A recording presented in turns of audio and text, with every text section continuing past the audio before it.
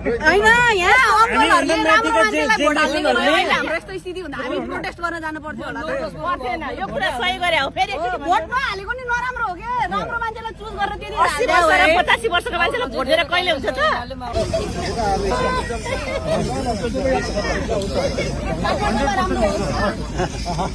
हे गाडीमा आउनु है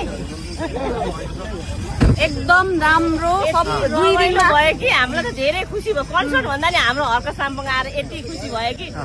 थोरै भयो भने हामीलाई धेरै रमाइलो भयो उहाँको के भन्छ अरे अरू नेता जस्तो भाषण छैन एकदम तथ्यमा भएर उहाँले चाहिँ नेचुरल जे हो त्यही भन्नुहुन्छ धेरै त्यही भएर खुसी लाग्यो अब देश विकास गर्ने भनेको श्रम गरेर ओके छ बाई हैन यहाँ अङ्कलहरुले राम्रो मान्छेलाई भोट हाल्ने हाम्रो यस्तो स्थिति हुँदा हामी प्रोटेस्ट गर्न जानु पर्थ्यो होला पर्थेन यो कुरा सही गरे हो फेरि भोट नहालेको नि नराम्रो हो के राम्रो मान्छेलाई चुज गरेर त्यति 80 वर्षको मान्छेलाई भोट दिएर कहिले हुन्छ त अब भनेको त हाम्रो जस्तो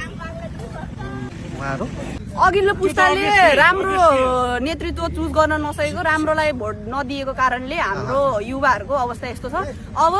वृद्धाश्रम नबनाम राम्रोलाई भोट दिम देशलाई वृद्धाश्रम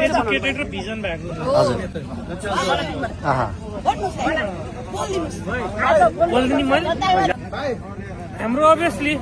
सन पिता हर्क साम्बङ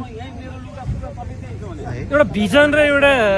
भनौँ मिसन भएको नेता नै है देखिनु भएको त अहिलेसम्म कसैले नगरे काम अहिलेसम्म उहाँले देखाइदिनु भएको फिल्डमा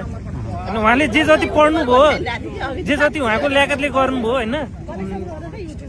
पढ्नुभयो उहाँले जुन फिल्डमा देखाउनु भएको नि उहाँको जुन मैले पढाएको छु भनौँ पार्टीको सिद्धान्तहरू अहिले 3 दिन पढ्ने 3 दिन त्यसपछि फिल्डमा जाम लर्न एन्ड अर्न भने जस्तो उहाँले देखाउनु भएको त्यो अभियसली काम पनि गर्छ वर्क पनि गर्छ